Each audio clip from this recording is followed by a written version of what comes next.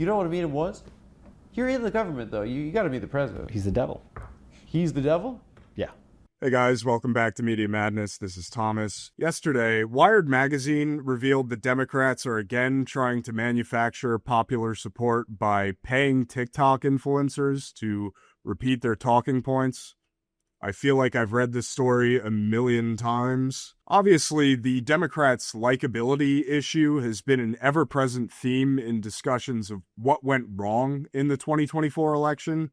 Why is it that the Democratic Party, which not too long ago was seen as a home for the cool and countercultural, is today seen as a den of stodgy losers? This is the question that Democrats continue to spend millions of dollars trying to answer. I'm reminded of that saying, nobody knows what's wrong with themselves, but everyone else can see it right away. And nowhere is that better illustrated than in the botched interview Congressman Richie Torres did with Adam Friedland, the host of a center-left podcast of the same name. Richie, while not an influencer himself, is a product of this kind of philosophy around messaging. The idea that you can engineer the perfect script and the perfect messenger to appeal to the broadest cohort of people. So in this video, Adam asks him what he'd do if he had the opportunity to meet Donald Trump, and the way he responds reveals that he's just fundamentally incapable of breaking free from whatever media training he's done. He just can't be anything other than a minion for the Democratic Party line. So let's watch. Have you ever, what have your interactions been with the president? No interactions. You've never met him. Have no desire to meet him. Let's practice it right now. Feel like he's the worst person on earth. You know what a meeting was? You're in the government, though. You got to be the president. He's the devil. He's the devil? Yeah. You got to have a good burn for the president. Let's practice. I'm Trump. What's up? I'm Trump. Nice to meet you. Yeah. That's your you just bombed. You So what should I do? There like that with some weird smile. I'm gonna shake Donald Trump's hand. Yeah, you have to say like you're doing like the Holocaust right now in this country, like you have to say like you're ruining this country right now. Like seriously, why don't you say something like that? You're an asshole. You've sent the Marines into. Okay, we'll practice. Okay, go ahead. Okay. Let's get it. Come on, dude. Mr. President. Yeah. How are you? I'm looking for. Hopefully, you can release those files. The Epstein? That's your. No, come on, dude. First of all, you guys already lost on Epstein. You think we lost on Epstein? You guys lost on Epstein. He's obviously in the files. Well, half of the files is your guys too, right? Yeah, so but he's but half the files is your guys too. So that's why you guys didn't do this. My view is release the files and let the dice fall where they may. You guys lost on Epstein. Why do we lose? His crappy excuse, like everyone, his whole base doesn't really care. Yeah, they moved on. What we found is that they actually don't care. Yeah. MAGA didn't really care. Yeah. You guys really. Look at the way he's sitting here. He looks like a gremlin.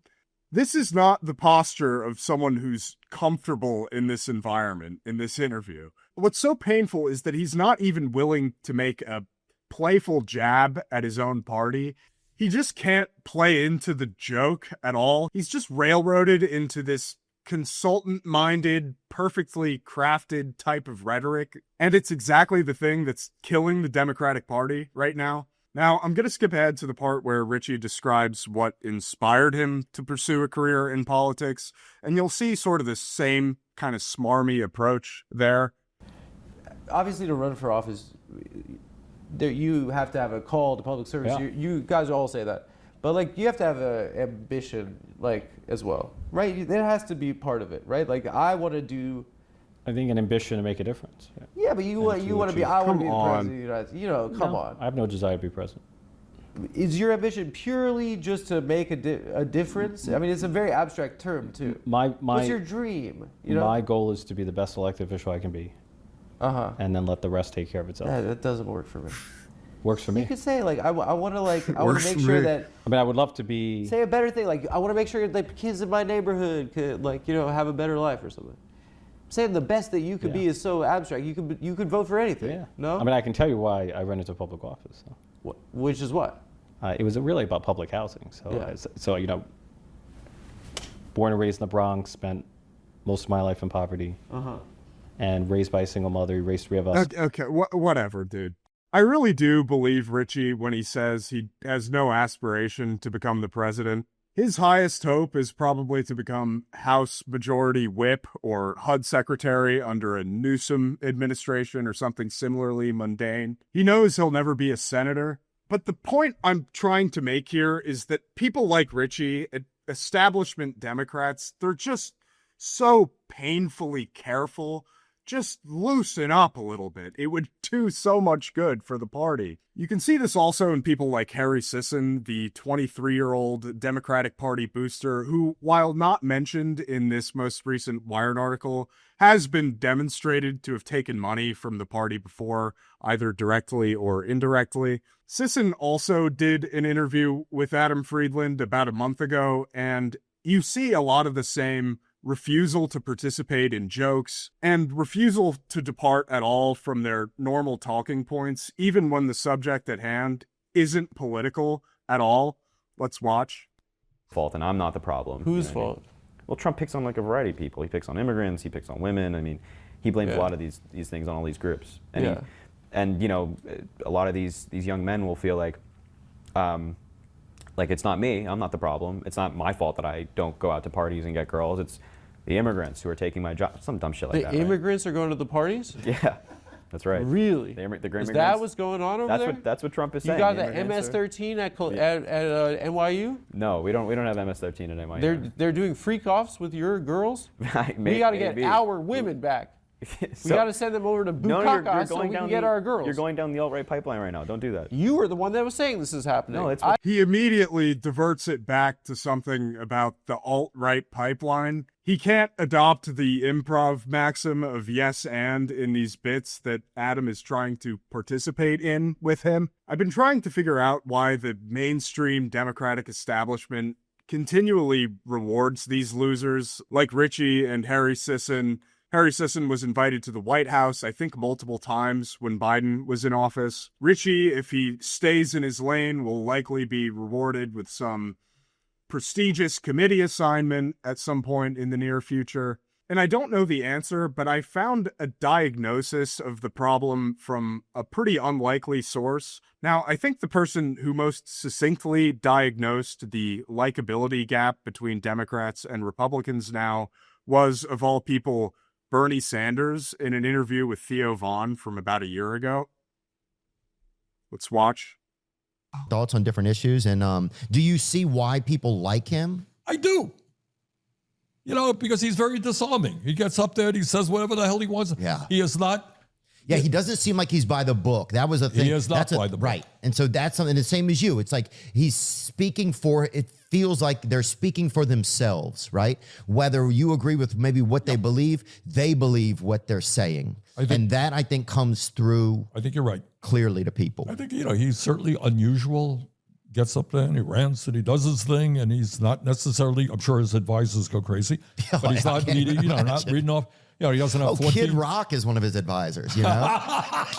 And look, I love Kid Rock, but, you know, I don't know if every advice of his is the best, but now some of it is, that's for sure, but some of it may not. You're right. Be. And, you know, a lot of these politicians have 18 different consultants. You can't use that word. You can't say that. You know, and he's that not makes like it that. miserable. He's not like that, right? And people find that appealing. I get it. But, you know, again, I don't think you could have a pathological liar. Yeah, so he continues talking about how Trump is a liar and why he doesn't like him. But I really think Bernie Sanders is one of the great tragic figures of our time. Here was a person with all of the grassroots and organic support that you could ever ask for, and the Democrats rewarded him by pushing him to the fringes and shafting him in 2 consecutive Democratic primaries. And this seems like kind of a recurring theme in the Democratic Party. They have this idea of themselves, of what they want to be, which I think has something to do with Obama usually, and they're just completely unwilling to let themselves evolve past it. I think Bernie Sanders would have been a terrible president, but whenever a fresh face with new ideas comes into Democratic politics, they're met with this insane institutional resistance. It happened with Bernie Sanders. It happened with AOC. It's happening right now with Zohran Mamdani. I don't like any of these people, but I think it's time that the Democrats recognize that this is actually the future of their party. And they would probably respond to this by muttering something about electability. And they might be right. I don't think someone calling themselves a democratic socialist could become president now or in the near future. Democrats need to go back and watch the Republican primary debates from 2016 because they'll see that people like Ted Cruz and Marco Rubio all had exactly the same types of electability gripes about Donald Trump, who obviously went on to become the most important figure of his era. I think it's really telling that the Democratic Party is willing to funnel all of this money and invite to the White House people like Harry Sisson, while completely ignoring someone like Hassan Piker, who I hate and is rough around the edges and controversial on a lot of issues. He has a lot of popular support, and people actually do watch him. He's one of the top watched streamers on Twitch now. He and his viewers are the people who would vote for the Democratic Party, and they reward this by alienating them constantly. I just don't understand it. That is all I got for you today. Thank you again for watching Media Madness. Please show your support if you enjoyed this video by liking it, commenting, and subscribing below. Everyone have a great Labor Day weekend. I know I will. We'll see you next time.